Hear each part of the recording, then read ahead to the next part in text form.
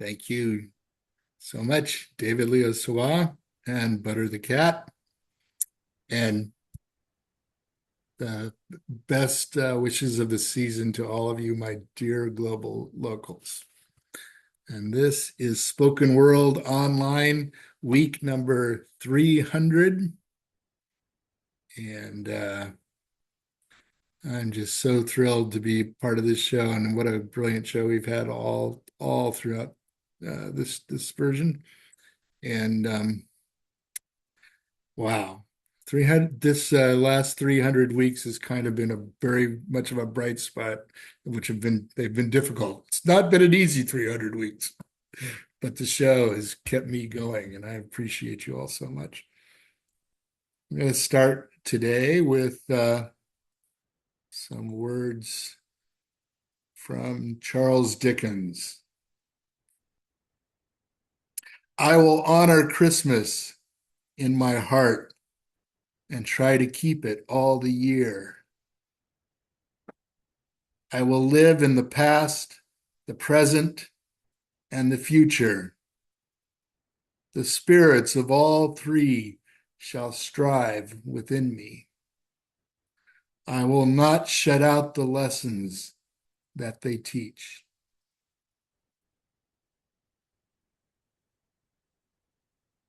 Yeah, this is Yuletide cheer. In the early gray morning light, the tail end of a year, reading a batch of poems from 10 years before. Then my mind was on sex, or lack of it. Now my mind is on money, or lack of it. The snow and water laden clouds of this big Yuletide storm swirl around outside the windows of my Nob Hill apartment. Heading northwest, southeast, a fresh hot of espresso from some ultra impressive, taken for granted, newfangled machine on my kitchen table wakes me up. An early morning smoke smooths me out. When I read those poems I wrote back then, I think of my circumstances back then and see them reflected in the work. The same is true of now. But the common thread is poetry, translating events like a verbal camera of unmechanical ultra-subjectivity, the emotional moments of an individual recorded through time. Good poetry is accessible to others who have lived, do live on planet Earth and beyond. Back at my apartment, the gray light has turned to blue-white. I hear streetcars rumbling up Clay Street, people moving around in the house. A loud plane goes by over the city, breaks my concentration. Back to consciousness, I strive to live the poet's life. About some of the time when I think about it, the rest of the time, I'm pretty confused, trying to find my true life's path through an ongoing series of compromises with all and everyone around me.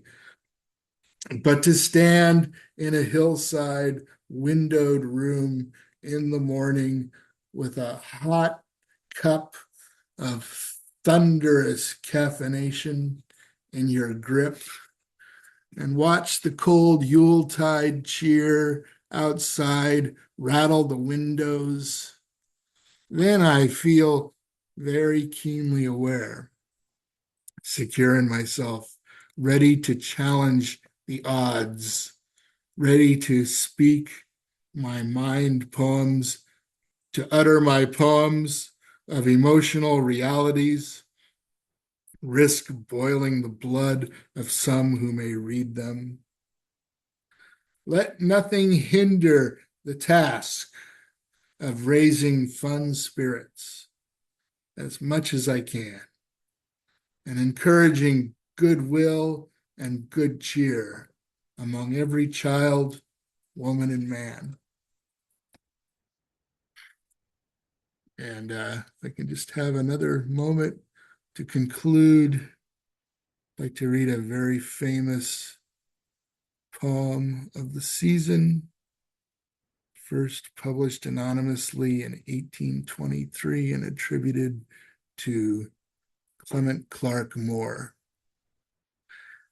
A Visit from St. Nicholas. Was the night before Christmas, when all through the house not a creature was stirring, not even a mouse. The stockings were hung by the chimney with care, in hopes that St. Nicholas soon would be there. The children were nestled all snug in their beds, while visions of sugar plums danced in their heads. And Mama in her kerchief, and I in my cap, had just settled our brains for a long winter's nap. When out on the lawn there arose such a clatter, I sprang from my bed to see what was the matter. Away to the window I flew like a flash, tore open the shutters and threw up the sash. The moon on the breast of the new fallen snow gave a luster of midday to objects below. When what to my wondering eyes did appear but a miniature sleigh and 8 tiny reindeer. With a little old driver so lively and quick, I knew in a moment he must be Saint Nick. More rapid than eagles, his coursers they came, and he whistled and shouted and called them by name. Now, Dasher, now, Dancer, now, Prancer and Vixen. On, Comet, on, Cupid, on, Donder and Blitzen. To the top of the porch, to the top of the wall. Now dash away, dash away, dash away all.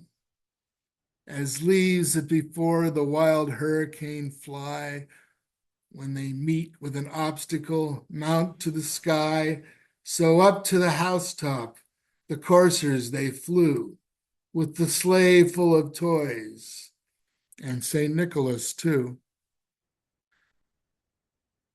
And then in a twinkling I heard on the roof the prancing and pawing of each little hoof. As I drew in my head and was turning around, down the chimney, St. Nicholas came with a bound. He was dressed all in fur, from his head to his foot, and his clothes were all tarnished with ashes and soot. A bundle of toys he had flung on his back, and he looked like a peddler just opening his pack. His eyes, how they twinkled.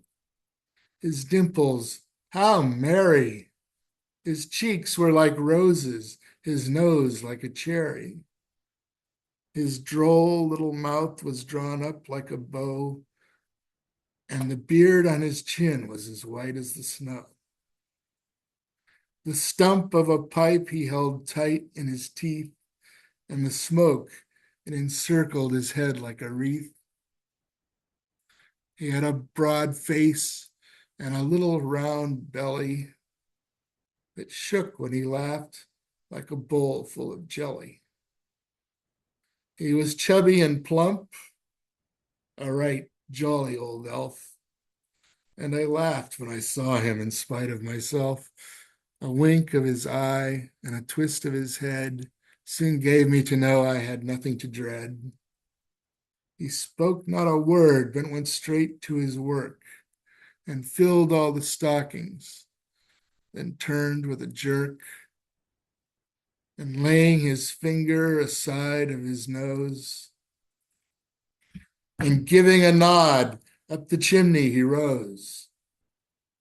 He sprang to his sleigh, to his team gave a whistle, and away they all flew like the dawn of a thistle.